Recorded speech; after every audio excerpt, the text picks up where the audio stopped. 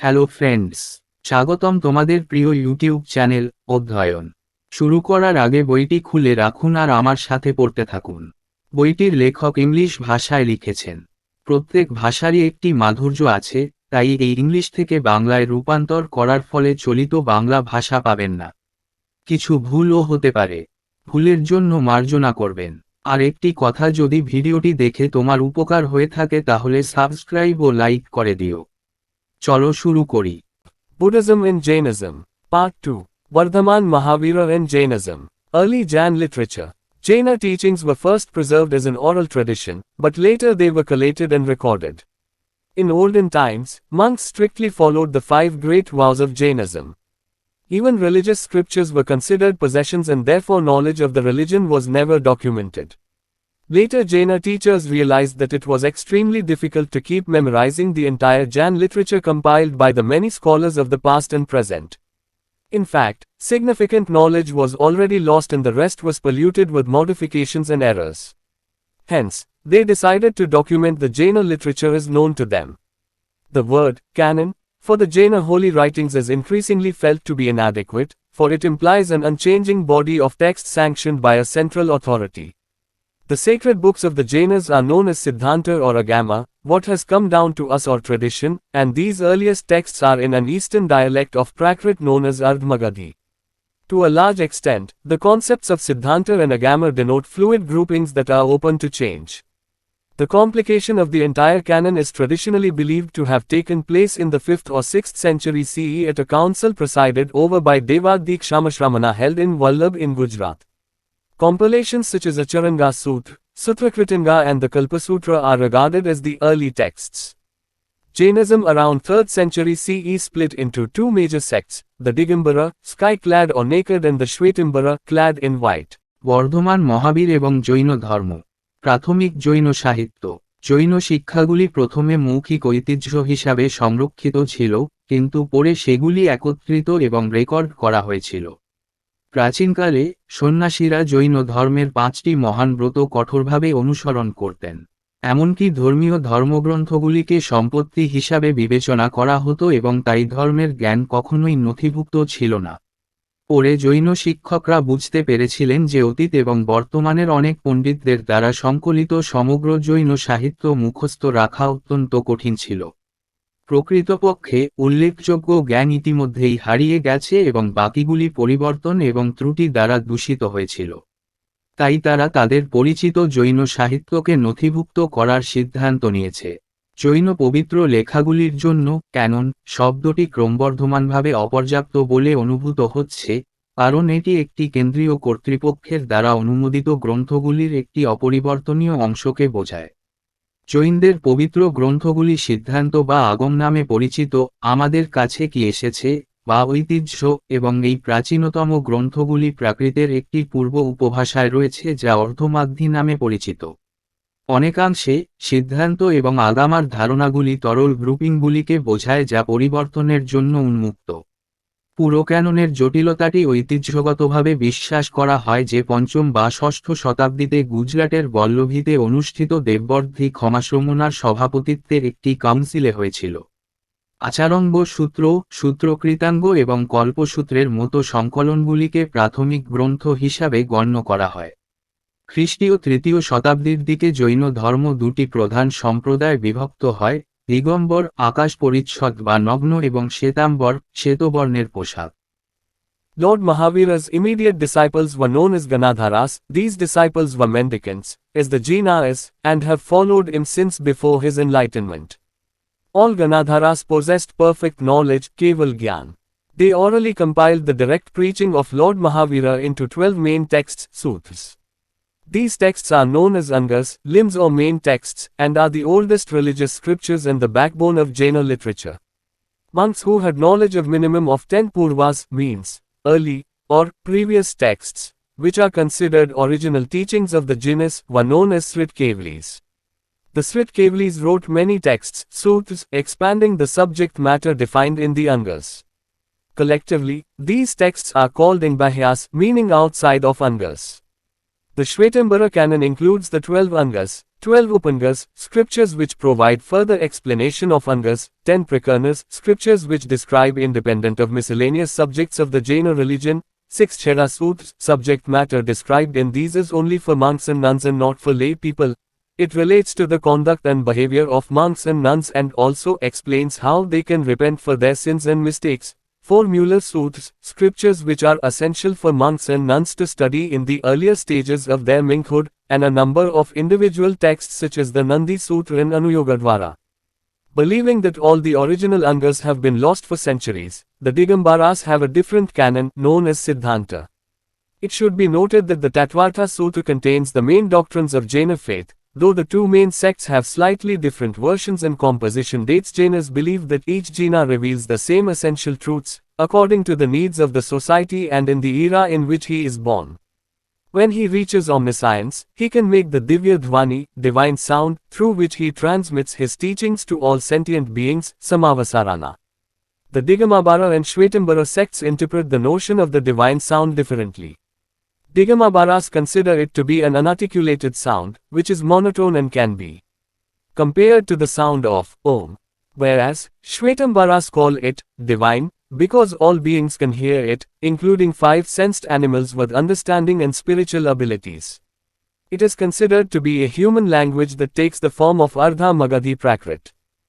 ভগবান মহাবীরের অবিলম্বে শিষ্যগণ গণধরা নামে পরিচিত ছিলেন। এই শিষ্যরা জিনাদের মতোই মীমাংসাকারী ছিলেন এবং তার জ্ঞানার্জনের আগে থেকেই তাকে অনুসরণ করেছেন। সমস্ত গণধরা নিখুঁত জ্ঞানের অধিকারী ছিলেন, কেবল জ্ঞান। তারা মৌখিকভাবে ভগবান মহাবীরের প্রত্যক্ষ প্রচারকে 12টি প্রধান গ্রন্থে, সূত্র, সংকলন করেছিলেন। এই গ্রন্থগুলি অঙ্গ বা প্রধান গ্রন্থ নামে পরিচিত এবং এটি প্রাচীনতম ধর্মীয় শাস্ত্র এবং জৈন সাহিত্যের মেরুদণ্ড। যে সন্ন্যাসীদের ন্যূনতম 10টি পূর্বের জ্ঞান ছিল, অর্থাৎ প্রাথমিক বা পূর্ববর্তী গ্রন্থ, যা জিনদের মূল শিক্ষা হিসাবে বিবেচিত হয়, তারা শ্রুত ক্যাবলিস নামে পরিচিত ছিল। শ্রুত ক্যাবলিস অঙ্গে সংজ্ঞায়িত বিষয়বস্তুকে বিস্তৃত করে অনেক গ্রন্থ, সূত্র লিখেছেন। সমষ্টিগতভাবে এই গ্রন্থগুলিকে বলা হয় অঙ্গবাহ্য, অর্থ অঙ্গের বাইরে। শ্বেতাম্বর ক্যাননে 12টি অঙ্গ রয়েছে, 12 উপাঙ্গ শাস্ত্র যা অঙ্গগুলির আরও ব্যাখ্যা প্রদান করে, 10 প্রকীর্ণ ধর্মগ্রন্থ যা জৈন ধর্মের বিবিধ বিষয় থেকে স্বাধীনভাবে বর্ণনা করে, 6টি চেদা সূত্র, এতে বর্ণিত বিষয় শুধুমাত্র সন্ন্যাসী এবং সন্ন্যাসীদের জন্য এবং সাধারণ লোকদের জন্য নয়, এটি সন্ন্যাসী এবং সন্ন্যাসীদের আচরণ এবং আচরণের সাথে সম্পর্কিত এবং তারা কিভাবে তাদের পাপ এবং ভুলের জন্য অনুতপ্ত হতে পারে তাও ব্যাখ্যা করে। 4টি মূল সূত্র ধর্মগ্রন্থ যা সন্ন্যাসী এবং সন্ন্যাসীদের জন্য তাদের সন্ন্যাসিত্বের প্রাথমিক পর্যায়ে অধ্যয়নের জন্য অপরিহার্য, এবং নন্দী সূত্র এবং অনুযোগদারের মতো একাধিক স্বতন্ত্র গ্রন্থ। বিশ্বাস করে যে সমস্ত আদি অঙ্গ শতাব্দী ধরে হারিয়ে গেছে। দিগম্বরদের একটি ভিন্ন আদর্শ রয়েছে, সিদ্ধান্ত নামে পরিচিত। এটি লক্ষ্য করা উচিত যে তত্ত্বার্থ সূত্রে জৈন বিশ্বাসের প্রধান মতবাদ রয়েছে, যদিও দুটি প্রধান সম্প্রদায়ের কিছুটা ভিন্ন সংস্করণ এবং রচনার তারিখ রয়েছে। জৈনরা বিশ্বাস করে যে প্রতিটি জিন একই অপরিহার্য সত্য প্রকাশ করে, সমাজের প্রয়োজন অনুসারে এবং যুগে যেখানে তিনি জন্মগ্রহণ করেন। যখন তিনি সর্বজ্ঞতায় পৌঁছেন, তখন তিনি দিব্যধ্বনি, ঐশ্বরিক ধ্বনি তৈরি করতে পারেন, যার মাধ্যমে তিনি সমস্ত সংবেদনশীল প্রাণীর কাছে তার শিক্ষাগুলি প্রেরণ করেন। সমস্মরণ। দিগম্বর এবং শ্বেতাম্বর সম্প্রদায় ঐশ্বরিক শব্দের ধারণাটিকে ভিন্নভাবে ব্যাখ্যা করে। দিগম্বররা একে একটি অব্যক্ত ধ্বনি বলে মনে করেন, যা একঘেয়ে এবং ওম ধ্বনির সাথে তুলনা করা যেতে পারে, যেখানে শ্বেতাম্বররা একে ঐশ্বরিক বলে অভিহিত করেন কারণ বুঝতে এবং আধ্যাত্মিক ক্ষমতা সম্পন্ন পঞ্চ ইন্দ্রিয় প্রাণী সহ সমস্ত প্রাণী এটি শুনতে পারে। এটি একটি মানব ভাষা হিসাবে বিবেচিত হয় যা অর্ধমাগধী প্রাকৃতের রূপ নেয়। The non-canonical commentaries on the canonical Jaina works are partly in Prakrit dialects, such as Maharashtri, and partly in Sanskrit. Jaina texts include vast collection of lyrical poetry, hymns and katha, didactic story, in different languages like Prakrit, Sanskrit, Apabhramsha and Kannada. These texts not only offer glimpses of cultural history of that era, but also tell us a great deal about the history and doctrines of Jainism, its rival schools, the Sanghas life, etc. It is rather unfortunate that Jaina texts have not been studied as extensively as Buddhist texts.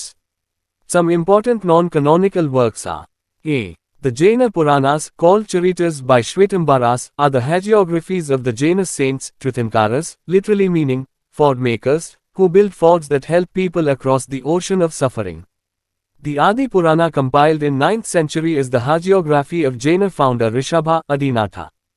The 8th century Harivamsha Purana gives a Jaina version of the stories of Krishna, Balarama, Pandavas, and Kauravas, among others.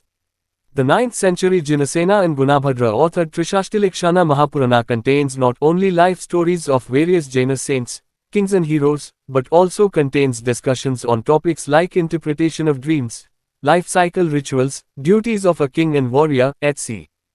b. The 12th century Parashishtaparvan by Hemachandra gives details about political history and provides the earliest account of Jaina teachers. নন-প্রামাণিক প্রামাণ্যের উপর ভাষ্য জৈন রচনাগুলি আংশিকভাবে প্রাকৃত উপভাষায়, যেমন মহারাষ্ট্রী, এবং আংশিকভাবে সংস্কৃতে। জৈন গ্রন্থের মধ্যে রয়েছে প্রাকৃত, সংস্কৃত, অপভ্রংশ এবং কন্নড়ের মতো বিভিন্ন ভাষায় গীতিকবিতা, স্তোত্র এবং কথা, শিক্ষামূলক গল্প এর বিশাল সংগ্রহ। এই গ্রন্থগুলি কেবল সেই যুগের সাংস্কৃতিক ইতিহাসের আভাস দেয় না, তবে জৈন ধর্মের ইতিহাস এবং মতবাদ, এর প্রতিদ্বন্দ্বী বিদ্যালয়, সংঘের জীবন ইত্যাদি সম্পর্কেও আমাদের অনেক কিছু জানায়। এটা দুর্ভাগ্যজনক যে জৈন গ্রন্থগুলি অধ্যয়ন করা হয়নি ব্যাপকভাবে বৌদ্ধ গ্রন্থ হিসাবে। কিছু গুরুত্বপূর্ণ নন ক্যানোনিক্যাল কাজ হল জৈন পুরাণ, শ্বেতাম্বরদের দ্বারা চরিত বলা হয়, হল জৈন সাধক তীর্থঙ্করদের আক্ষরিক অর্থ ফোর্ড নির্মাতা, যারা দুর্গ তৈরি করে যা মানুষকে দুঃখের সাগরে সাহায্য করে। নবম শতাব্দীতে সংকলিত আদি পুরাণ হল জৈন প্রতিষ্ঠাতা ঋষভ আদিনাথ এর হাজিওগ্রাফি। অষ্টম শতাব্দীর হরিবংশ পুরাণ কৃষ্ণ, বলরাম, পাণ্ডব এবং কৌরবদের গল্পের জৈন সংস্করণ দেয়। নবম শতাব্দীর জিনসেন এবং গুণভদ্র রচিত ত্রিশ্রীলক্ষণ মহাপুরাণে শুধুমাত্র বিভিন্ন জৈন সাধক, রাজা এবং বীরদের জীবন কাহিনী নেই, তবে স্বপ্নের ব্যাখ্যা, জীবন চক্রের আচার, রাজা এবং যোদ্ধার কর্তব্য ইত্যাদি বিষয়ে আলোচনা রয়েছে। হেমচন্দ্রের দ্বাদশ শতাব্দীর পরিশিষ্ট পর্বণ রাজনৈতিক ইতিহাস সম্পর্কে বিশদ বিবরণ দেয় এবং জৈন শিক্ষকদের প্রাচীনতম বিবরণ প্রদান করে।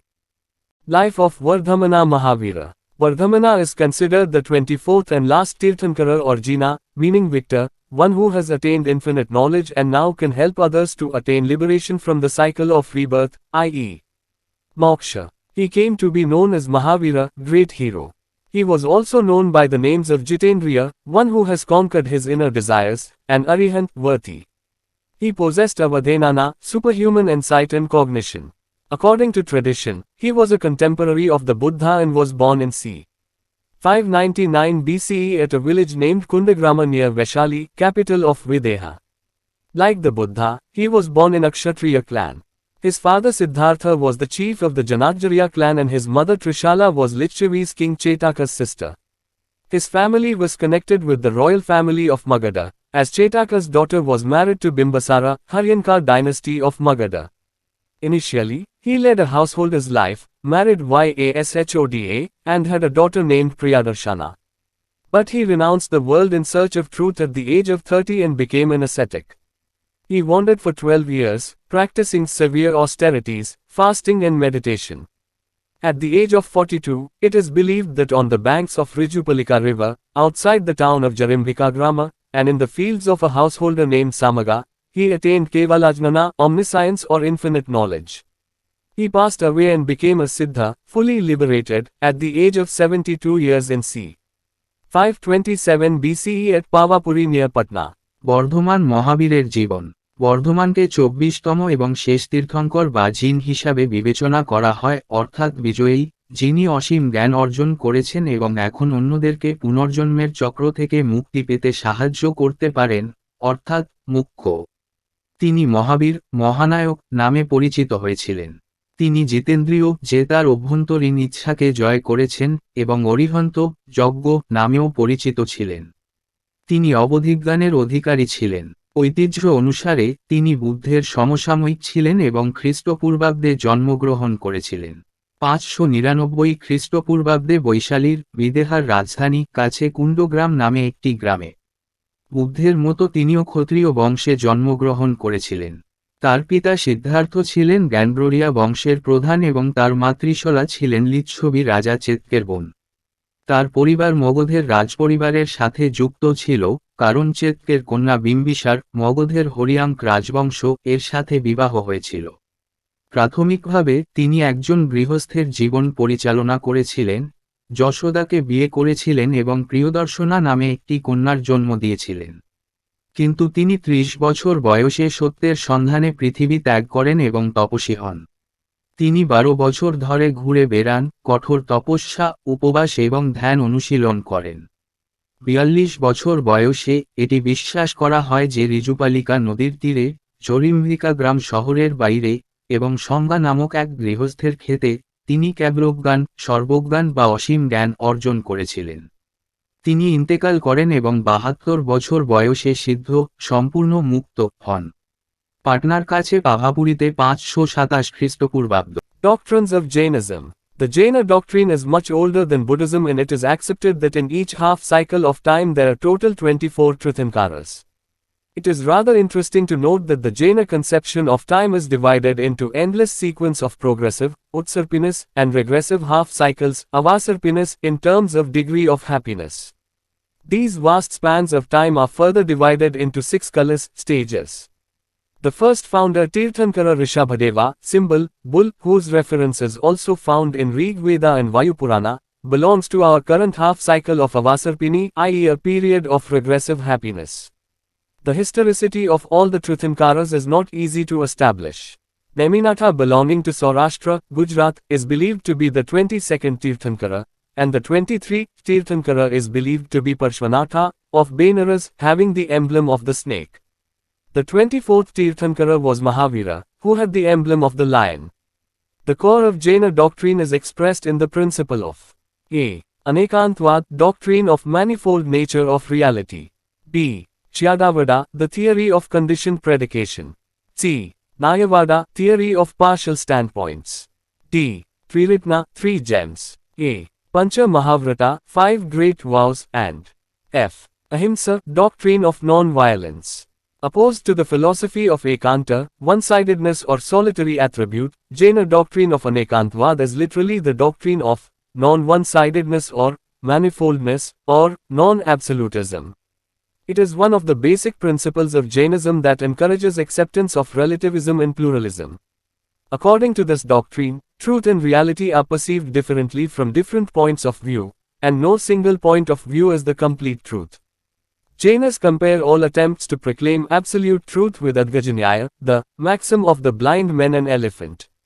In this story, one man felt the trunk, another felt the ears, while the third felt the tail. All the blind men claimed to explain the true appearance of the elephant, but could only partly succeed, due to their narrow perspectives. Jaina doctrine states that objects have infinite modes of existence and qualities, so they cannot be completely grasped in all aspects and manifestations by finite human perception. Only the Kevalins, the omniscient beings, can comprehend objects in all aspects and manifestations, while all others are capable of only partial knowledge. Jain মতবাদ বৌদ্ধ ধর্মের চেয়ে অনেক পুরানো এবং এটি স্বীকৃত যে প্রতিটি অর্ধচক্রে মোট 24 জন তীর্থঙ্কর রয়েছে।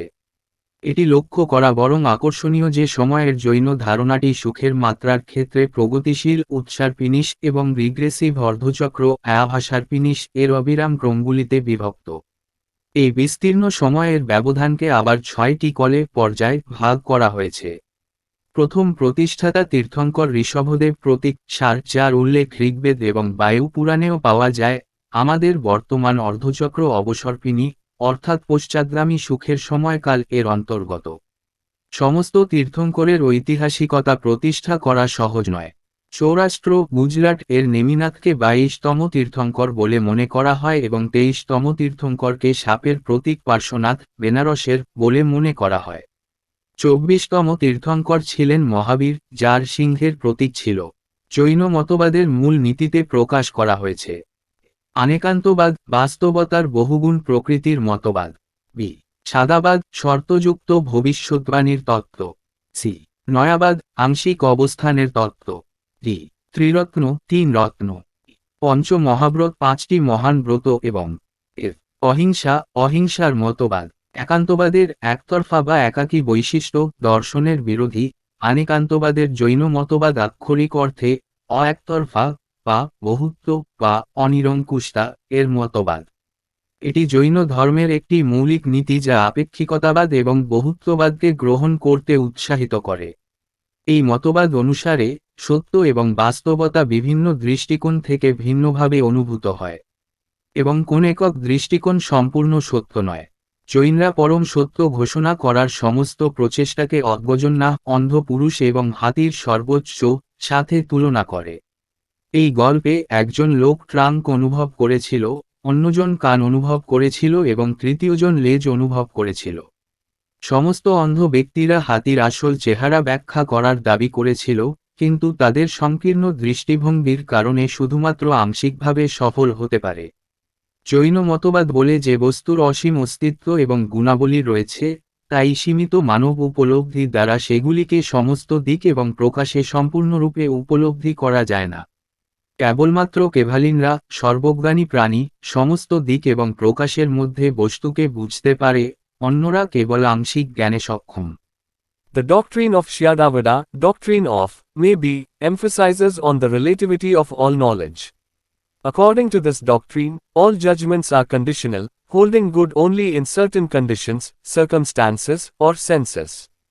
All that is possible is a number of partially true statements about any reality, but the whole reality cannot be determined for certain.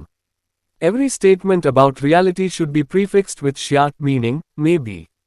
The doctrine of Nayavada signifies the system of describing reality from different points of view. Naya can be understood as partially true statements, but they cannot lay claim to absolute validity.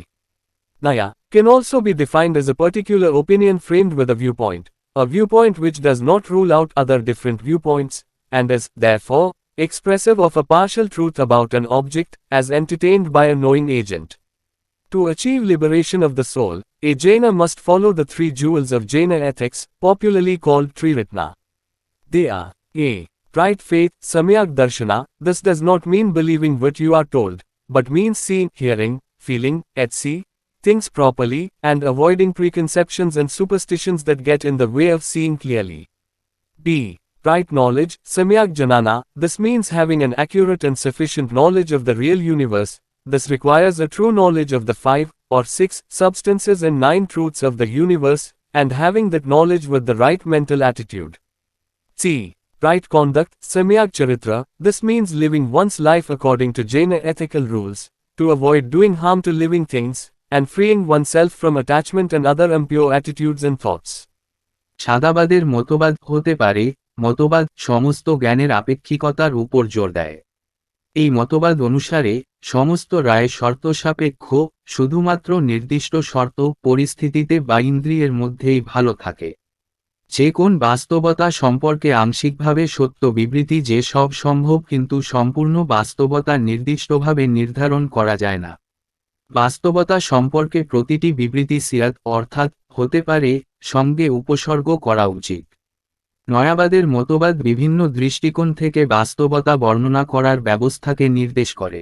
নয়া আংশিক সত্য বিবৃতি হিসাবে বোঝা যায়, কিন্তু তারা সম্পূর্ণ বৈধতার দাবি করতে পারে না। নয়াকে একটি দৃষ্টিভঙ্গি দিয়ে তৈরি একটি নির্দিষ্ট মতামত হিসাবেও সংজ্ঞায়িত করা যেতে পারে, এমন একটি দৃষ্টিভঙ্গি যা অন্য ভিন্ন দৃষ্টিভঙ্গিকে উড়িয়ে দেয় না এবং তাই একটি বস্তু সম্পর্কে একটি আংশিক সত্য প্রকাশ করে, যেমন একজন জ্ঞাত এজেন্ট দ্বারা মনোরঞ্জন করা হয়। আত্মার মুক্তি অর্জনের জন্য একজন জৈনকে অবশ্যই জৈন নীতির 3টি রত্ন অনুসরণ করতে হবে, যা জনপ্রিয়ভাবে ত্রিরত্ন নামে পরিচিত। তারা হল কো সঠিক বিশ্বাস, সম্যক দর্শন। এর অর্থ আপনাকে যা বলা হয়েছে তা বিশ্বাস করা নয়, বরং এর অর্থ হল জিনিসগুলিকে সঠিকভাবে দেখা, শ্রবণ, অনুভূতি ইত্যাদি, এবং স্পষ্টভাবে দেখার পথে বাধাগ্রস্ত পূর্বধারণা এবং কুসংস্কারগুলি এড়িয়ে যাওয়া। খ সঠিক জ্ঞান, সম্যক জ্ঞান এর অর্থ হল বাস্তব মহাবিশ্বের একটি সঠিক এবং পর্যাপ্ত জ্ঞান থাকা। এর জন্য মহাবিশ্বের 5টি বা 6 পদার্থ এবং 9টি সত্য সম্পর্কে একটি সত্য জ্ঞান প্রয়োজন এবং সঠিক মানসিক মনোভাব সহ সেই জ্ঞান থাকা। গো সঠিক আচরণ, সম্যক চরিত্র এর অর্থ হল জৈন নৈতিক নিয়ম অনুসারে জীবনযাপন করা, জীবিত জিনিসের ক্ষতি করা এড়াতে এবং নিজেকে সংযুক্তি এবং অন্যান্য অপবিত্র মনোভাব এবং চিন্তা থেকে মুক্ত করা। In order to help attain Triratna, one must observe Pancha Mahavrata, 5 great vows. 1. Non-violence, ahimsa. Among these 5 vows, non-violence, ahimsa, is the cardinal principle of Jainism, and hence it is known as the cornerstone of Jainism. Non-violence is the supreme religion, ahimsa paramo dharma. According to Jainism, all living beings, irrespective of their size, shape, or different spiritual developments, are equal. No living being has the right to harm, injure, or kill any other living being, including animals, insects and plants. Jainism recognizes 4 forms of existence, that of gods, deva, humans, manushya, hell beings, naraki, and animals and plants, tiryancha, who are further divided on the basis of the faculty of sense into smaller subcategories. Ekendriyas, single sense bodies, and nigodas, lowest of ekendriya having sense of only touch, who are born in clusters and whose lives last only a fraction of a second. The general laity following Jainism is supposed to avoid harming beings with 2 or more senses, but the monks, renunciants, are supposed to refrain from harming even ekendriyas and element bodies, sthavara, which are slightly higher than nigodas. It is more painful if a life of the higher forms, with more than one sense, is killed. Since all non-vegetarian food is made by killing a living being with 2 or more senses, Jainism preaches strict vegetarianism and prohibits non-vegetarian foods. In Jainism, it is the intention to harm, the absence of compassion, unawareness and ignorance that makes an action violent. Violence is not defined by actual harm, for this may be unintentional. Without violent thought there can be no violent action. Non-violence is to be observed in action, speech and thought. One should not be violent, ask others to do so, or approve of such an activity.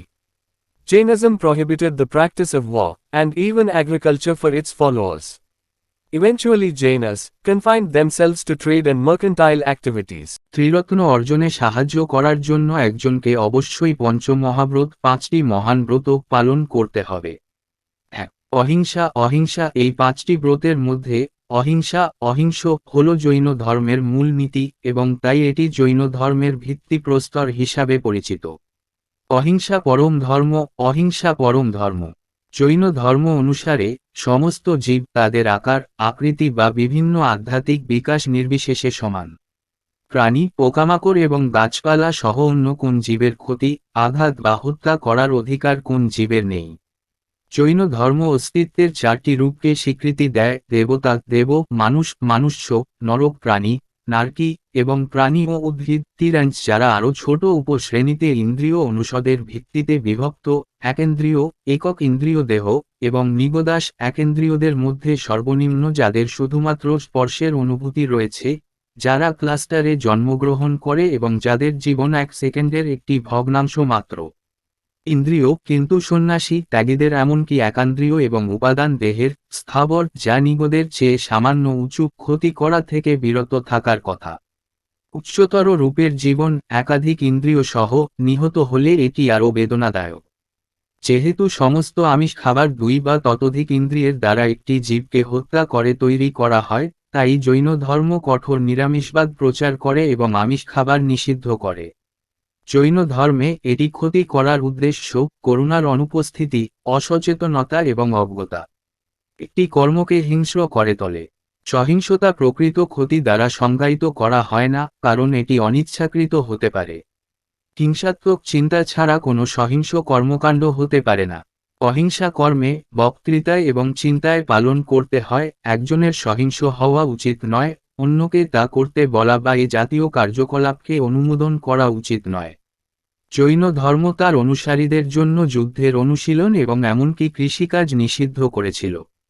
অবশেষে জৈনরা নিজেদেরকে বাণিজ্য ও ব্যবসায়িক কর্মকাণ্ডে সীমাবদ্ধ রাখে। 2. Truth, Satya. Jainism insists that one should not only refrain from falsehood, but should always speak the truth, which should be wholesome and pleasant. One should remain silent if the truth causes pain, hurt, anger, or death of any living being. Anger, greed, fear and jokes are the breeding grounds of untruth. To speak the truth requires moral courage. Only those who have conquered greed, fear, anger, jealousy, ego and frivolity can speak the truth. Truth is to be observed in speech, mind and deed. 2. সত্য সত্য জৈনধর্ম জোর দেয় যে একজনকে কেবল মিথ্যা থেকে বিরত থাকা উচিত নয়, তবে সর্বদা সত্য কথা বলা উচিত, যা স্বাস্থ্যকর এবং আনন্দদায়ক হওয়া উচিত। সত্য কোন জীবের বেদনা, আঘাত, ক্রোধ বা মৃত্যুর কারণ হলে নীরব থাকা উচিত। রাগ, লোভ, ভয় এবং রসিকতা হল অসত্যের প্রজনন ক্ষেত্র। সত্য কথা বলতে নৈতিক সাহসের প্রয়োজন। যারা লোভ, ভয়, ক্রোধ, হিংসা, অহংকার এবং তুচ্ছতাকে জয় করেছে তারাই সত্য কথা বলতে পারে। কথায়, মননে ও কাজে সত্যকে লক্ষ্য করতে হয়। 3. Non-stealing, acharya or aste. Stealing consists of taking another's property without his consent, or by unjust or immoral methods. It does not entitle one to take away a thing, which may be lying unattended or unclaimed. One should observe this vow very strictly, and should not touch even a worthless thing, which does not belong to him. When accepting alms, help, or aid, one should not take more than what is the minimum requirement. To take more than one's need is also considered theft in Jainism. 3. চুরি না করা আচর্য বা অস্তেয়। চুরি হল অন্যের সম্পত্তি তার সম্মতি ছাড়া বা অন্যায্য বা অনৈতিক পদ্ধতিতে নেওয়া। এটি একটি জিনিস কেড়ে নেওয়ার অধিকার দেয় না, যা অযৌক্তিক বা দাবিহীন মিথ্যা হতে পারে। এই ব্রত অত্যন্ত কঠোরভাবে পালন করা উচিত এবং এমন কোন মূল্যহীন বস্তুকেও স্পর্শ করা উচিত নয়, যা তার নয়। ভিক্ষা, সাহায্য বা সাহায্য গ্রহণ করার সময় ন্যূনতম প্রয়োজনের চেয়ে বেশি নেওয়া উচিত নয়। প্রয়োজনের বেশি গ্রহণ করাকেও জৈন ধর্মে চুরি বলে গণ্য করা হয়। 4. Celibacy, chastity, brahmacharya, added by Mahavira, total abstinence from sensual pleasure and the pleasure of all five senses is called celibacy. Sensual pleasure is an infatuating force, which sets aside all virtues and reason at the time of indulgence. This vow of controlling sensuality is very difficult to observe in its subtle form. One may refrain from physical indulgence, but may still think of sensual pleasures, which is prohibited in Jainism. Monks are required to observe this vow strictly and completely. They should not enjoy sensual pleasures and pleasure of all five senses. There are several rules laid down for observing this vow for householders. They should not indulge in any physical relationship other than with one's own spouse, and that too of limited nature. 4. ব্রহ্মচর্য সতীত্ব ব্রহ্মচর্য মহাবীর দ্বারা সংযোজিত ইন্দ্রিয় সুখ থেকে সম্পূর্ণ বিরত থাকা এবং 5টি ইন্দ্রিয়ের আনন্দকে বলা হয় ব্রহ্মচর্য। ইন্দ্রিয় সুখ হল একটি মোহময় শক্তি, যা ভোগের সময় সমস্ত গুণ এবং যুক্তিকে দূরে সরিয়ে রাখে। কামুকতা নিয়ন্ত্রণের এই ব্রত সূক্ষ্ম আকারে পালন করা খুবই কঠিন। কেউ শারীরিক ভোগ থেকে বিরত থাকতে পারে, কিন্তু তবুও ইন্দ্রিয় সুখের কথা ভাবতে পারে, যা জৈন ধর্মে নিষিদ্ধ। সন্ন্যাসীদের এই ব্রত কঠোরভাবে এবং সম্পূর্ণরূপে পালন করতে হবে। তাদের ইন্দ্রিয়গত আনন্দ এবং 5টি ইন্দ্রিয়ের আনন্দ উপভোগ করা উচিত নয়। গৃহস্থদের জন্য এই ব্রত পালনের জন্য বেশ কিছু নিয়ম রয়েছে। তাদের নিজের স্ত্রীর সাথে ছাড়া অন্য কোনো শারীরিক সম্পর্কে লিপ্ত হওয়া উচিত নয় এবং তাও সীমিত প্রকৃতি। 5. Non-attachment, non-possession, aparigraha, and attachment to worldly objects results in the bondage to the cycle of birth and death. Therefore, one who desires spiritual liberation should withdraw from all attachments to objects that please any of the five senses. Jainism believes that the more worldly wealth a person possesses, the more he is likely to commit sin to acquire and maintain the possession, and in the long run he may be unhappy. Worldly wealth creates attachment, which will continuously result in greed, jealousy, selfishness, ego, hatred, violence, etc. Mahavira has said that, wants and desires have no end, and only the sky is the limit for them. 5. অসংশক্তি অধিগ্রহ অপরাগ্রহ জাগতিক বস্তুর প্রতি আসক্তি জন্ম ও মৃত্যুর চক্রের বন্ধনে পরিণত হয়। অতএব যে আধ্যাত্মিক মুক্তি কামনা করে, তার উচিত পঞ্চ ইন্দ্রিয়ের যে কোনো একটিকে খুশি করে এমন বস্তুর প্রতি আসক্তি থেকে সরে আসা। জৈন ধর্ম বিশ্বাস করে যে একজন ব্যক্তি যত বেশি পার্থিব সম্পদের অধিকারী হবেন, অধিকার অর্জন ও বজায় রাখার জন্য তার পাপ করার সম্ভাবনা তত বেশি এবং দীর্ঘমেয়াদে সে অসুখী হতে পারে। পার্থিব সম্পদ আসক্তি তৈরি করে, যা ক্রমাগত লোভ, হিংসা, স্বার্থপরতা, অহংকার, ঘৃণা, হিংসা ইত্যাদির পরিণতি ঘটাবে। মহাবীর বলেছেন যে চাওয়া ও আকাঙ্ক্ষার শেষ নেই এবং তাদের জন্য কেবল আকাশী সীমা।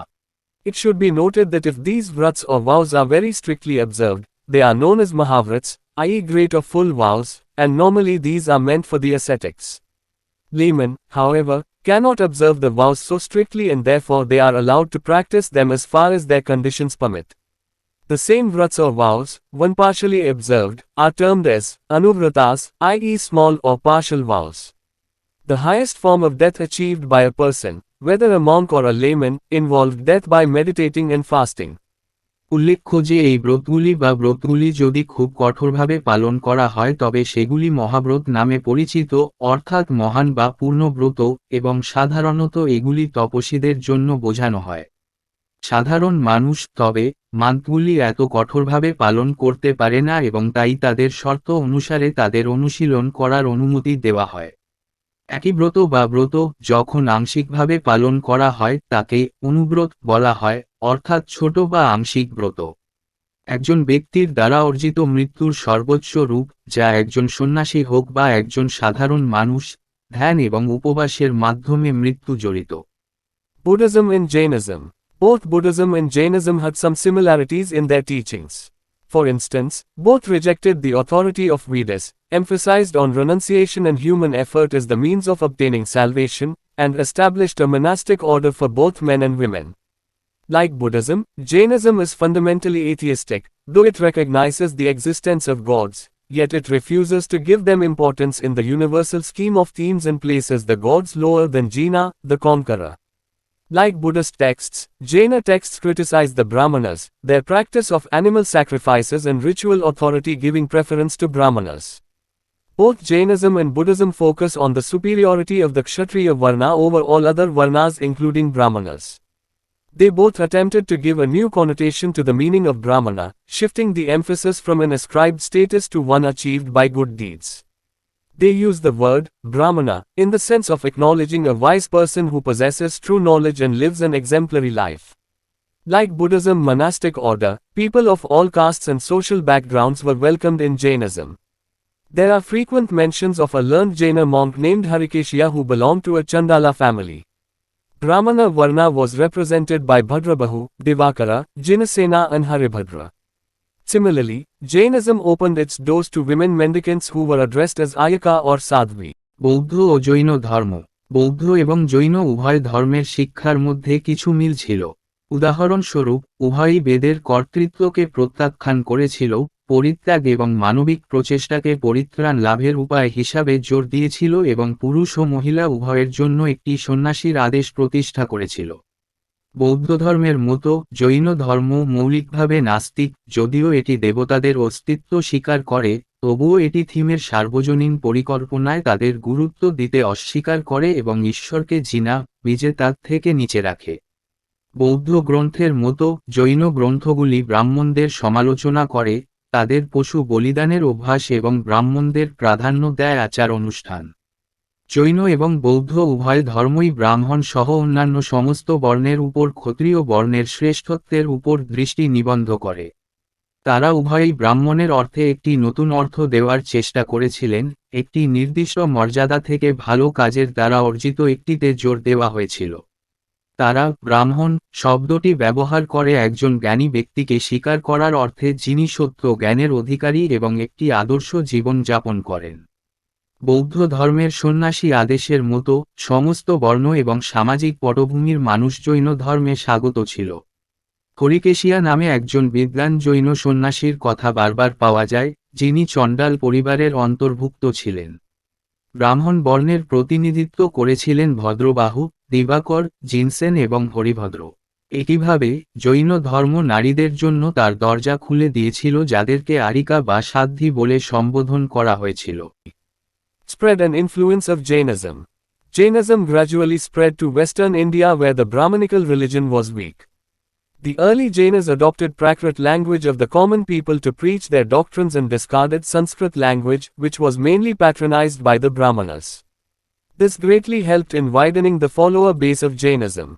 And, with the support of kings who greatly patronized Jainism, like Chandragupta Maurya, he himself became a Jaina ascetic and spent his last years in Karnataka. It became popular in southern India too. The great famine that occurred in Magadha after 200 years of the death of Mahavira also contributed to its spread in southern India. According to tradition, the famine lasted for about 12 years, and in order to protect themselves, many Jaina followers under the leadership of Bhadrabahu, who later came to be known as Digambaras, went south and spread Jainism there.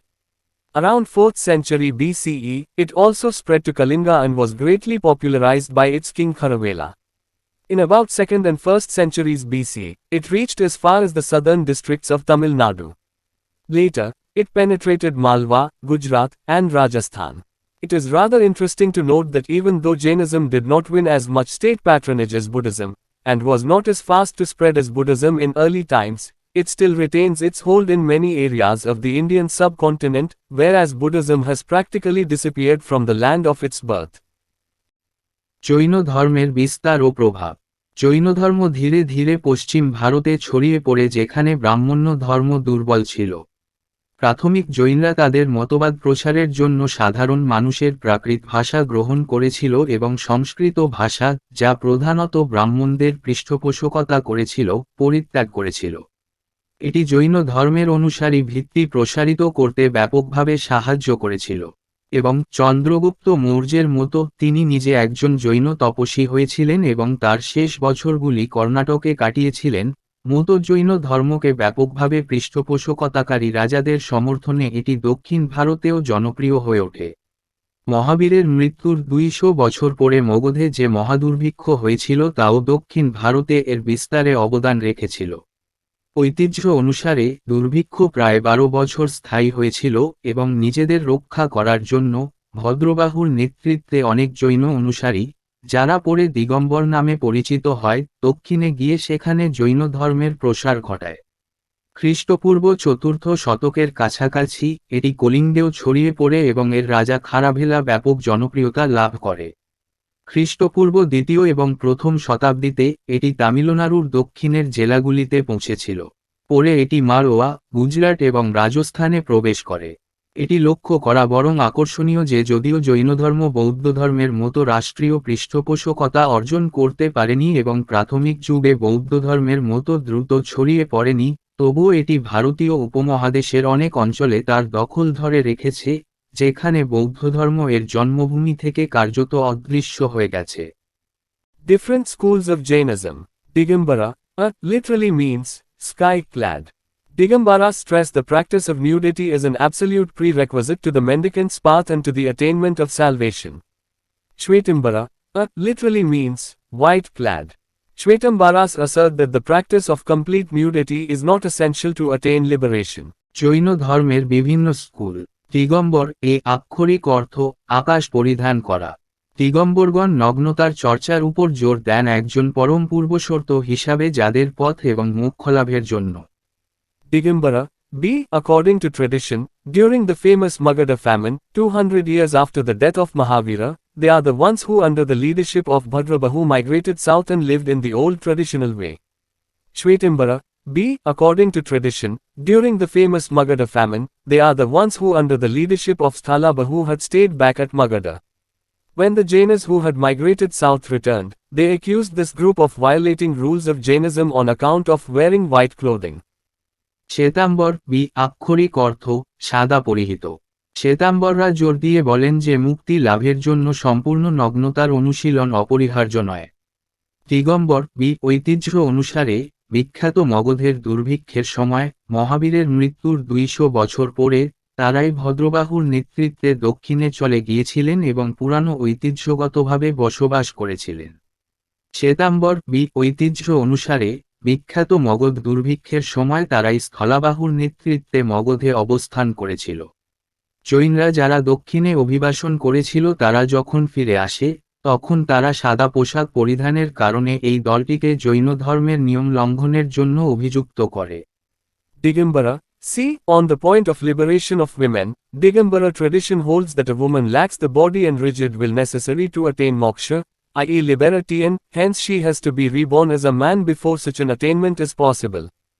For instance, the 19th Tirthankara of the Shvetambara tradition is not accepted as female by them, rather as a male named Mallinatha, born into a royal family as a prince, who after taking vows of Digambara monk, eventually became a Tirthankara. Shvetambara, C. Whereas, Shvetambaras acknowledge the possibility of women attaining Jinahood and maintain that women are capable in the present lifetime of the same spiritual accomplishments as men. For instance, in the Shvetambara tradition, the 19th Tirthankara is a female named Malli, who is the only female Tirthankara. দিগম্বরা সি নারীর মুক্তির বিষয়ে দিগম্বর ঐতিহ্য বলে যে একজন মহিলার দেহের অভাব রয়েছে এবং মুখ্য অর্থাৎ মুক্তি লাভের জন্য কঠোরতা প্রয়োজন, তাই এই ধরনের অর্জন সম্ভব হওয়ার আগে তাকে একজন পুরুষ হিসাবে পুনর্জন্ম নিতে হবে। উদাহরণস্বরূপ, শ্বেতাম্বর ঐতিহ্যের 19তম তীর্থঙ্করকে তারা মহিলা হিসাবে গ্রহণ করে না, বরং মল্লিনাথ নামে একজন পুরুষ হিসাবে, রাজপরিবারে জন্মগ্রহণকারী রাজকুমার হিসাবে, যিনি দিগম্বর সন্ন্যাসীর ব্রত গ্রহণের পর অবশেষে তীর্থঙ্কর হয়েছিলেন। শ্বেতাম্বর সি যেখানে শ্বেতাম্বররা নারীদের জিনাহুড অর্জনের সম্ভাবনাকে স্বীকার করেন এবং বজায় রাখেন যে নারীরা বর্তমান জীবনে পুরুষদের মতো একই আধ্যাত্মিক কৃতিত্বের জন্য সক্ষম। উদাহরণস্বরূপ, শ্বেতাম্বর ঐতিহ্যে 19তম তীর্থঙ্কর হলেন মল্লী নামে একজন মহিলা, যিনি একমাত্র মহিলা তীর্থঙ্কর। Digambara, D. According to Digambara tradition, on attaining enlightenment, an omniscient is freed from the needs of ordinary existence such as hunger, thirst, sleep, disease, or fear. Shvetambara, D. Whereas, Shvetamabara tradition holds that even the omniscient requires food. দিগম্বর ঐতিহ্য অনুসারে জ্ঞানলাভের পর একজন সর্বজ্ঞ সাধারণ অস্তিত্বের প্রয়োজন যেমন ক্ষুধা, তৃষ্ণা, নিদ্রা, রোগ বা ভয় থেকে মুক্ত হন। শ্বেতাম্বর যেখানে শ্বেতাম্বর ঐতিহ্য ধরে যে এমনকি সর্বজ্ঞেরও খাদ্য প্রয়োজন। Digambara, A. Regarding hagiography of Mahavira, both differ to a great extent. For example, regarding the embryo of Mahavira, Digambara tradition rubbishes the claim of Shvetamabaras and dismisses the whole episode as unreliable and absurd. Shvetambara, A. The Shvetambaras believe that Mahavira was born of a Kshatriya lady, Trishala, though conception took place in the womb of a Brahman lady, Devananda. The change of embryo is believed to have been affected by god Indra on the 83rd day after conception. দিগম্বর মহাবীরের হাজিওগ্রাফি সম্পর্কে উভয়ের মধ্যে ব্যাপক পার্থক্য রয়েছে। উদাহরণস্বরূপ, মহাবীরের ভ্রূণ সম্পর্কে দিগম্বর ঐতিহ্য শ্বেতাম্বর্ষের দাবিকে নস্যাৎ করে এবং পুরো পর্বটিকে অবিশ্বস্ত ও অযৌক্তিক বলে উড়িয়ে দেয়। শ্বেতাম্বররা বিশ্বাস করেন যে মহাবীর একজন ক্ষত্রিয় রমণী ত্রিশলার গর্ভে জন্মগ্রহণ করেছিলেন, যদিও গর্ভধারণ হয়েছিল দেবানন্দ নামে একজন ব্রাহ্মণ মহিলার গর্ভে। ধারণা করা হয় গর্ভধারণের 83তৃতীয় দিনে ভ্রূণের পরিবর্তন ঈশ্বর ইন্দ্র দ্বারা প্রভাবিত হয়েছিল। Digambara, F. Regarding marriage of Mahavira, Digambara tradition holds that Mahavira never married and renounced the world while his parents were alive. Shvetambara, F. The Shvetambaras believe that Mahavira married Princess Yashoda at a fairly young age and had a daughter from her named Priyadarshana, and that Mahavira led a full-fledged householder's life till he was 30. It was only after his parents' death that he became an ascetic. দিগম্বর মহাবীরের বিবাহের বিষয়ে দিগম্বর ঐতিহ্য মনে করে যে মহাবীর তার পিতামাতা জীবিত থাকাকালীন কখনো বিয়ে করেননি এবং সংসার ত্যাগ করেননি। শ্বেতাম্বররা বিশ্বাস করেন যে মহাবীর বেশ অল্প বয়সে রাজকুমারী যশোদাকে বিয়ে করেছিলেন এবং তার থেকে প্রিয়দর্শনা নামে একটি কন্যা ছিল এবং মহাবীর 30 বছর বয়স পর্যন্ত একটি পূর্ণাঙ্গ গৃহস্থ জীবন পরিচালনা করেছিলেন। পিতামাতার মৃত্যুর পরই তিনি তপস্বী হয়েছিলেন। Digambara, G. Regarding idols of Tirthankaras, Digambara tradition represents the idols of Tirthankaras as nude, unadorned and with downcast eyes in the contemplative mood. Shvetambara, G.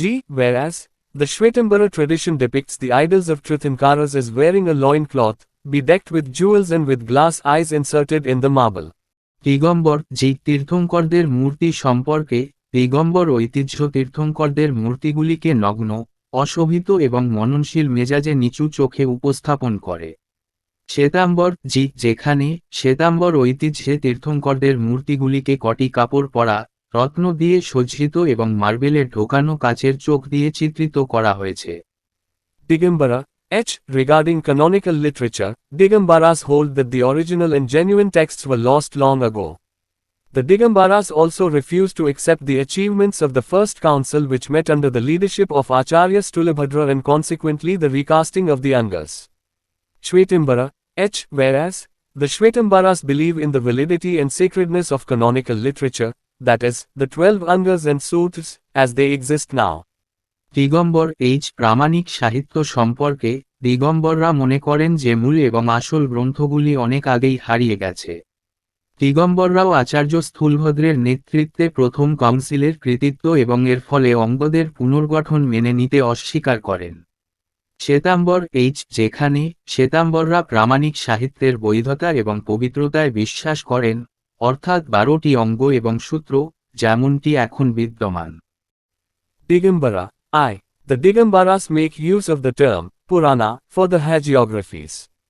Shvetambara, I. Whereas, the Shvetambaras use the term Charita.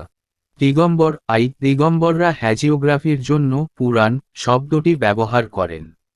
Shwetambar যেখানে শ্বেতাম্বররা চরিতা শব্দটি ব্যবহার করেন। Digambara, J. Regarding food of ascetics, the Digambara monks take food standing and with the help of knotted upturned palms, and in one house only, where their sankalpa, preconceived idea, is fulfilled. Shvetambara, J. Whereas, the Shvetambara monks collect their food from different houses.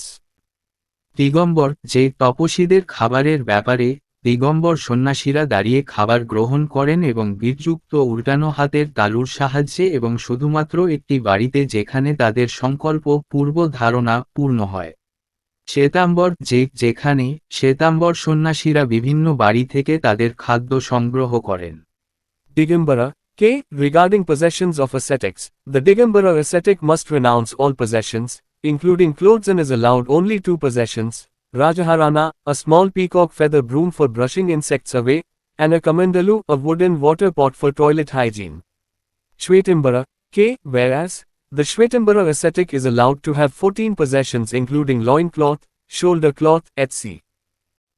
দিগম্বর সন্ন্যাসীদের সম্পত্তির বিষয়ে, দিগম্বর তপস্বীকে অবশ্যই পোশাক সহ সমস্ত সম্পত্তি ত্যাগ করতে হবে এবং শুধুমাত্র 2টি সম্পত্তির অনুমতি দেওয়া হয়েছে: রাজাহরণ, পোকামাকড় দূর করার জন্য একটি ছোট ময়ূর পালকের ঝাড়ু, এবং একটি কমণ্ডলু, একটি কাঠের জলপাত্র, টয়লেট স্বাস্থ্যবিধি।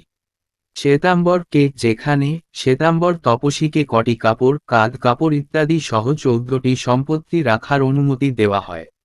The Digambara subsects. Major subsects. Bisipantha, the followers of Bisipantha support the Dharma Gurus, i.e. religious authorities known as Bhattarakas, the heads of Jaina Mathas. Terapantha, in North India, since it arose as a revolt against the domination and conduct of the Bhattarakas, i.e. so consequently, the institution of Bhattarakas lost its importance in North India. However, in South India the Bhattarakas continue to play an important role. Taranapantha or Samyapantha, the subsect is also called Samyapantha as its followers worship Sarnaya, i.e. sacred books and not the idols. Their 3 main traits are: 1. The aversion to idol worship, 2. The absence of outward religious practices, 3. The ban on caste distinctions. দিগম্বর উপসম্প্রদায়, প্রধান উপসম্প্রদায়, বিষাপন্থ বিষপন্থের অনুসারীরা ধর্মগুরুদের, অর্থাৎ জৈন মঠের প্রধান ভট্টরক নামে পরিচিত ধর্মীয় কর্তৃপক্ষকে সমর্থন করে। তেরাপান্থ উত্তর ভারতে, যেহেতু এটি ভট্টরাকাদের আধিপত্য ও আচরণের বিরুদ্ধে বিদ্রোহ হিসাবে উদ্ভূত হয়েছিল, অর্থাৎ ফলস্বরূপ ভট্টারকদের প্রতিষ্ঠান উত্তর ভারতে তার গুরুত্ব হারিয়েছিল, তবে দক্ষিণ ভারতে ভট্টরাকারা একটি গুরুত্বপূর্ণ ভূমিকা পালন করে চলেছে। ভূমিকা: তারানাপান্থ বা সাময়িয়াপন্থা উপসম্প্রদায়কে সাময়িয়াপন্থাও বলা হয় কারণ এর অনুসারীরা সারনায় পূজা করে, অর্থাৎ মূর্তি নয়, পবিত্র গ্রন্থ। তাদের 3টি প্রধান বৈশিষ্ট্য হল: 1. মূর্তি পূজার প্রতি ঘৃণা, 2. বাহ্যিক ধর্মীয় অনুশীলনের অনুপস্থিতি, 3. জাতিভেদের উপর নিষেধাজ্ঞা। Bisipantha. B. They worship the idols of Tirthankaras and also the idols of Kshatrapala, Padmavati and other deities in their temples. Terapantha. B. They worship the idols of Tirthankaras and not of Kshatrapala, Padmavati and other deities in their temples.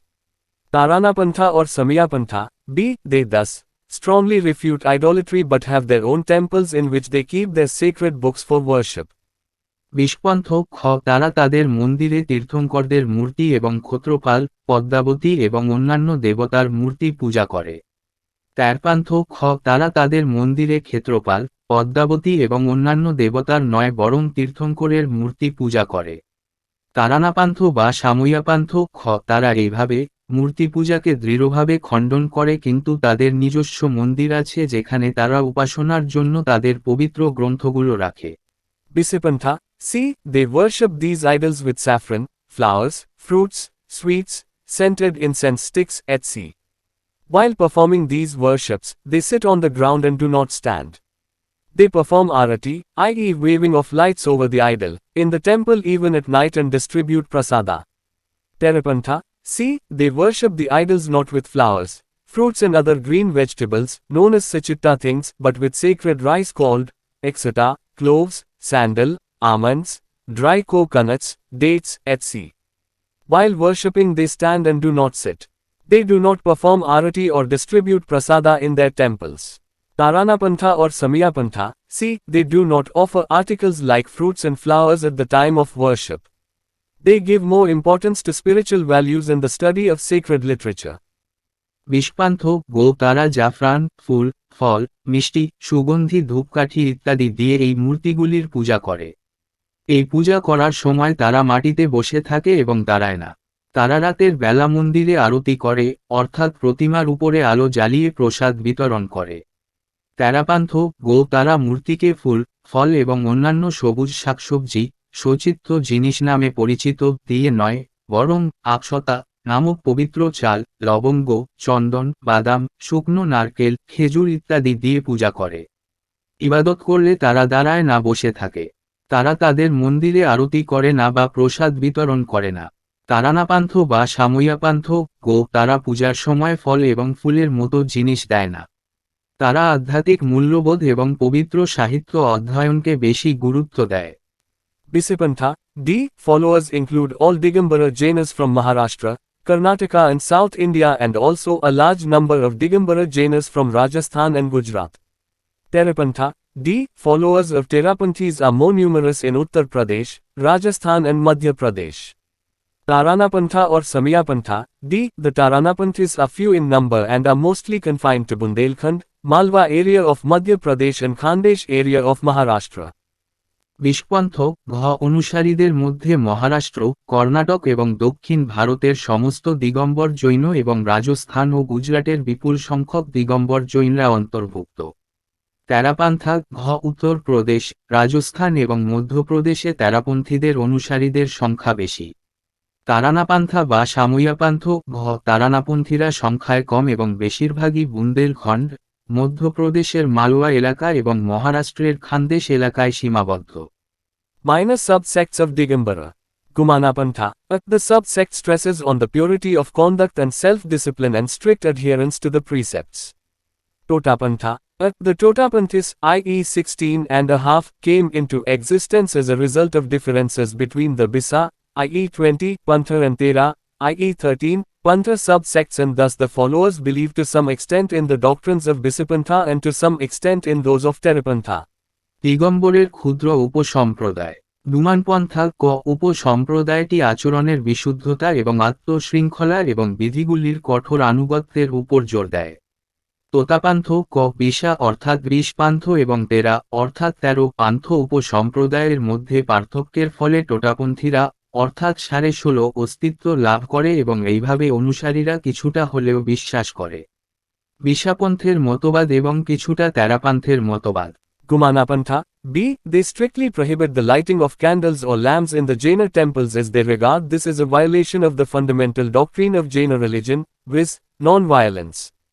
Gumanapantha. C. They only visit and view the image in the temples and do not make any offerings to them. Kumanapantha. D. The followers are mostly concentrated in Rajasthan, specifically Jaipur. Totapantha. D. The followers are extremely few in number and are now found in some pockets in Madhya Pradesh. ধূমানপন্থ খ তারা জৈন মন্দিরে মোমবাতি বা প্রদীপ জ্বালানো কঠোরভাবে নিষিদ্ধ করে কারণ তারা একে জৈন ধর্মের মৌলিক মতবাদের লঙ্ঘন বলে মনে করে, যেমন অহিংসা। ধূমানপান্থ গো তারা শুধুমাত্র মন্দিরে গিয়ে মূর্তি দেখেন এবং তাদের কাছে কোনো নৈবেদ্য দেন না। ধূমানপান্থ ঘ অনুসারীরা বেশিরভাগই রাজস্থানে, বিশেষ করে জয়পুরে কেন্দ্রীভূত। তোতাপান্থ ঘ অনুসারীদের সংখ্যা খুবই কম এবং এখন মধ্যপ্রদেশের কিছু পকেটে পাওয়া যায়। The Svetambara subsects. Murti Pujaka. The followers are the thorough worshippers of idols and offer flowers, fruits, saffron, etc. to their idols and invariably adorn them with rich clothes and jeweled ornaments. They stay in temples or in the specially reserved buildings known as upasrayas. Sthanavasi. The Sthanavasis do not believe in idol worship at temples and thus do not have temples at all. Instead they have sthanakas, that is, prayer halls, where they carry on their religious fasts, festivals, practices, prayers, discourses, etc. They also do not have faith in the places of pilgrimage and do not participate in the religious festivals of Murti Pujaka Svetambaras. Terapanthi. They are non-idolatrous and are very finely organized under the complete direction of one acharya, that is, religious head, one code of conduct and one line of thought. All the monks and nuns of the Terapantha scrupulously follow the orders of their acharya, preach under his guidance and carry out all religious activities in accordance with his instructions. They also attach importance to the practice of meditation. Shwetambar উপসম্প্রদায়। মূর্তিপূজা ক অনুসারীরা মূর্তির পুঙ্খানুপুঙ্খ উপাসক এবং তাদের মূর্তির কাছে ফুল, ফল, জাফরান ইত্যাদি নিবেদন করে এবং সর্বদা তাদের সমৃদ্ধ বস্ত্র ও রত্নখচিত অলঙ্কার দ্বারা সজ্জিত করে। তারা মন্দিরে বা উপাশ্রয় নামে পরিচিত বিশেষভাবে সংরক্ষিত ভবনে থাকে। স্থানবাসী ক স্থানবাসীরা মন্দিরে মূর্তি পূজায় বিশ্বাস করে না এবং তাই তাদের মন্দির নেই বরং তাদের স্থানও রয়েছে, অর্থাৎ প্রার্থনা হল, যেখানে তারা তাদের ধর্মীয় উপবাস, উৎসব, অনুশীলন, প্রার্থনা পালন করে, বক্তৃতা ইত্যাদি। এছাড়াও তীর্থস্থানে তাদের বিশ্বাস নেই এবং মূর্তিপূজক শ্বেতাম্বরদের ধর্মীয় উৎসবেও তারা অংশগ্রহণ করে না। তেরাপন্থী কো তারাও মূর্তিপূজারী এবং একজন আচার্যের সম্পূর্ণ নির্দেশনায় খুব সূক্ষ্মভাবে সংগঠিত, অর্থাৎ ধর্মীয় প্রধান, একটি আচরণবিধি এবং চিন্তার একটি লাইন। তেরাপান্থের সকল সন্ন্যাসী ও সন্ন্যাসীরা তাদের আচার্যের আদেশ নিষ্ঠার সাথে অনুসরণ করেন, তার নির্দেশনায় প্রচার করেন এবং তার নির্দেশ অনুসারে সমস্ত ধর্মীয় কর্মকাণ্ড পরিচালনা করেন। তারা ধ্যান অনুশীলনকেও গুরুত্ব দেয়। Murti Pujaka. B. 4 main attributes. 1. Pujera, worshippers. 2. Dharavasi, temple residents. 3. Chatyavasi, temple residents. 4. Mandira Maji, temple goers. Sthanavasi. B. 2 main attributes. 1. Dhundhya, searchers. 2. Sadhumargi, followers of sadhus, i.e. ascetics. Terapanthi. B. The Terapanthis are considered reformists as they emphasize simplicity in religion. For instance, the Terapanthis do not even construct monasteries for their monks, who inhabit a part of the house which the householders build for themselves. মূর্তিপূজা খ চারটি প্রধান গুণ। 1. পূজেরা উপাসক। 2. দেরবাসী মন্দিরবাসী। 3. চৈত্যবাসী মন্দিরবাসী। 4. মন্দিরামার্গী মন্দিরযাত্রী। স্থানবাসী খ দুটি প্রধান গুণ। 1. ধুন্ধিয়া অনুসন্ধানকারী। 2. সাধুমার্গী সাধুদের অনুগামী অর্থাৎ তপস্বী। তেরাপন্থী খ তেরাপন্থীদের সংস্কারবাদী বলে মনে করা হয় কারণ তারা ধর্মে সরলতার ওপর জোর দেয়।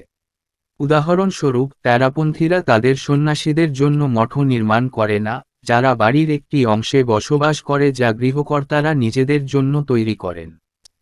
Murti Pujaka. C. Largely concentrated in Gujarat. Sthanavasi. C. They are found mainly in Gujarat, Punjab, Haryana and Rajasthan. Terapanthi. C. They are concentrated mainly in Bikaner, Jodhpur and Mewar areas of Rajasthan. মূর্তিপূজা গো গুজরাটে কেন্দ্রীভূত। স্থানবাসী গ এগুলি প্রধানত গুজরাট, পাঞ্জাব, হরিয়ানা এবং রাজস্থানে পাওয়া যায়। তেরাপন্থী গ এরা প্রধানত রাজস্থানের বিকানের, যোধপুর এবং মেওয়ার এলাকায় কেন্দ্রীভূত।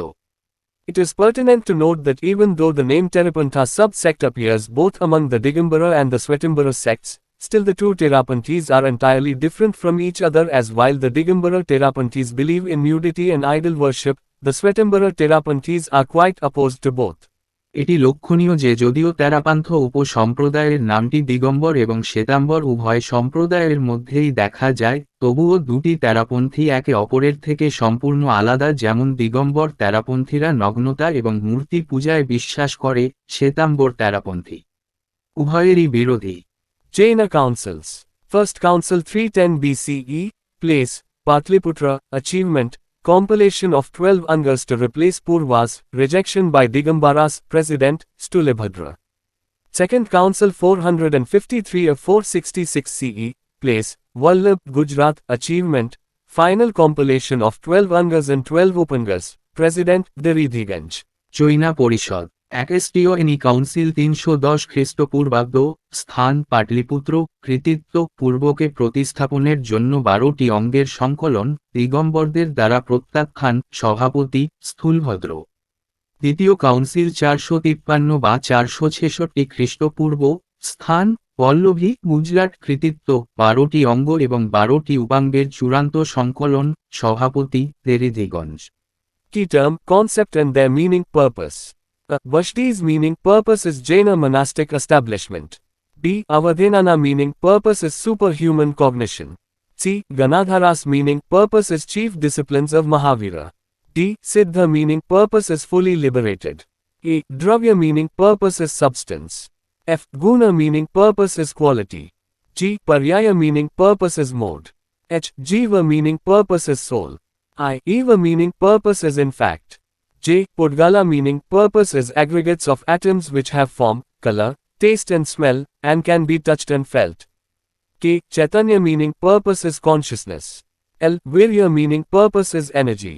M. Mohaniya meaning, purpose is delusion causing karmas. N. Asarva meaning, purpose is flow. 0. Nirjara meaning, purpose is wearing out. E. Gunasthanas meaning, purpose is stages of purification. Q. Ahat meaning, purpose is who has entered the stage of Kevalajnana. R. Tirthankara meaning, purpose is Ahat who has already acquired the capability of teaching the doctrine. মূল term, ধারণা এবং তাদের অর্থ, উদ্দেশ্য।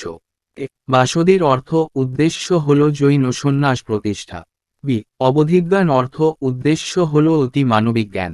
C. গণধরা অর্থ উদ্দেশ্য হল মহাবীরের প্রধান অনুশাসন। ডি. সিদ্ধ অর্থ উদ্দেশ্য সম্পূর্ণরূপে মুক্ত। ই. দ্রব্য অর্থ উদ্দেশ্য হল পদার্থ। এফ. গুণ অর্থ উদ্দেশ্য হল গুণ। জি. পর্যায় অর্থ উদ্দেশ্য হল মূল। এইচ. জীব অর্থ উদ্দেশ্য হল আত্মা। আই. ইভা অর্থ উদ্দেশ্য আসলে। যে. পুদ্গল অর্থ উদ্দেশ্য হল পরমাণুর সমষ্টি যার রূপ, বর্ণ, স্বাদ এবং গন্ধ আছে এবং স্পর্শও অনুভব করা যায়। কে. চৈতন্য অর্থ উদ্দেশ্য হল চেতনা। এল. বীর্য অর্থ উদ্দেশ্য হল শক্তি। এম. মোহনীয় অর্থ উদ্দেশ্য হল ভ্রম সৃষ্টিকারী কর্মফল। এন. অসার অর্থ উদ্দেশ্য হল প্রবাহ। 0. নির্জরা অর্থ উদ্দেশ্য পরিশ্রান্ত। টি. গুণস্থানের অর্থ উদ্দেশ্য হল শুদ্ধির পর্যায়। কিউ. অর্হত অর্থ উদ্দেশ্য হল কে শুধুমাত্র জ্ঞানের পর্যায়ে প্রবেশ করেছে। আর তীর্থঙ্কর অর্থ উদ্দেশ্য হল অর্হত যিনি ইতিমধ্যেই মতবাদ শেখানোর ক্ষমতা অর্জন করেছেন। Ajivikas. Buddhism and Jainism were not the only religions which challenged Brahmanical dominance. According to the Buddhist sources, more than 62 sects and philosophies flourished in this period. One of these sects, known as the Ajivikas or followers of the way of life, were an ascetic order that started at the time of Buddha and Mahavira, and lasted until the 14th century. Ajivika was founded by Makhali Goshala. Ajivikas were very popular in Magadha in the 3rd century BCE, and Mauryan kings donated several caves in the honor of Ajivika monks.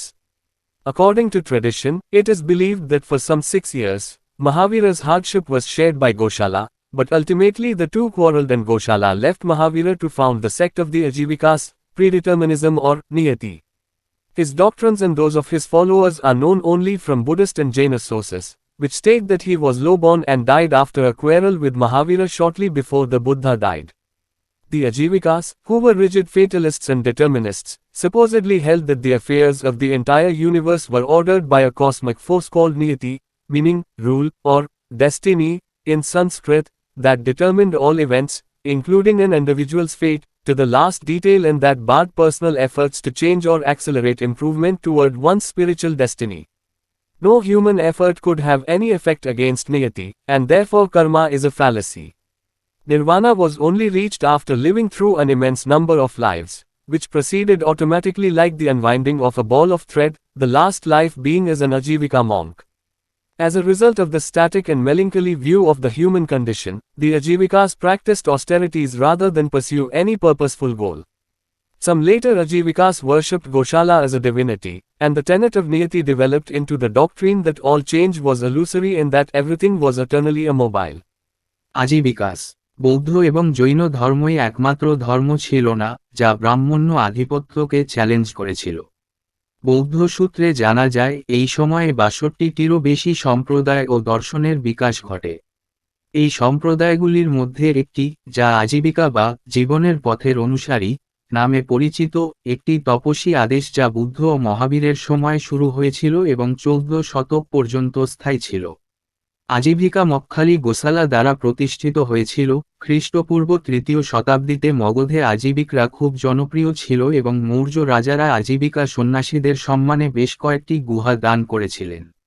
ঐতিহ্য অনুসারে এটি বিশ্বাস করা হয় যে প্রায় ৬ বছর ধরে মহাবীরের কষ্টগুলি গোসালার দ্বারা ভাগ করা হয়েছিল, কিন্তু শেষ পর্যন্ত উভয়ের মধ্যে ঝগড়া হয় এবং গোসালা মহাবীরকে ত্যাগ করে আজীবিক পূর্বনির্ধারণবাদ বা নিয়তি সম্প্রদায়ের সন্ধান করেন। তার মতবাদ এবং তার অনুগামীরা শুধুমাত্র বৌদ্ধ ও জৈন সূত্র থেকে জানা যায়, যেগুলি বলে যে তিনি নিম্ন জন্মে ছিলেন এবং বুদ্ধের মৃত্যুর অল্প আগে মহাবীরের সাথে ঝগড়ার পর মারা গিয়েছিলেন। আজীবিকরা, যারা কঠোর নিয়তিবাদী এবং নির্ধারকবাদী ছিল, ধারণা করা হয়েছিল যে সমগ্র মহাবিশ্বের বিষয়গুলি নিয়তি, যার অর্থ সংস্কৃতে নিয়ম বা ভাগ্য নামক একটি মহাজাগতিক শক্তি দ্বারা পরিচালিত হয়েছিল যা একজন ব্যক্তির ভাগ্য সহ সমস্ত ঘটনাকে নির্ধারণ করে। শেষ বিশদ এবং এটি একজনের আধ্যাত্মিক ভাগ্যের দিকে পরিবর্তন বা উন্নতি ত্বরান্বিত করার ব্যক্তিগত প্রচেষ্টাকে বাধা দেয়। নিয়তির বিরুদ্ধে মানুষের কোনো প্রচেষ্টাই কোনো প্রভাব ফেলতে পারেনি এবং সেই জন্য কর্মফল একটি ভ্রান্তি। অজস্র সংখ্যক জীবনের মধ্য দিয়ে বেঁচে থাকার পরেই নির্বাণ লাভ করা হয়েছিল, যা সুতোর বলের মতো স্বয়ংক্রিয়ভাবে এগিয়ে যায়। শেষ জীবন ছিল আজীবিকা সন্ন্যাসী হিসাবে। মানুষের অবস্থার এই স্থির ও বিষণ্ণ দৃষ্টিভঙ্গির ফলে আজীবিকরা কোনো উদ্দেশ্যমূলক লক্ষ্য অর্জনের পরিবর্তে তপস্যা অনুশীলন করেছিল। পরবর্তীকালে কিছু অজীবিকগণ গোসালাকে দেবত্ব হিসাবে উপাসনা করেন এবং নিয়তির মতবাদ এই মতবাদে বিকশিত হয় যে সমস্ত পরিবর্তনই অলীক এবং সবকিছুই চিরস্থায়ী। এখানেই এই চ্যাপ্টারটি শেষ করলাম। পরবর্তী ভিডিওতে আমরা পরের চ্যাপ্টার পড়ব।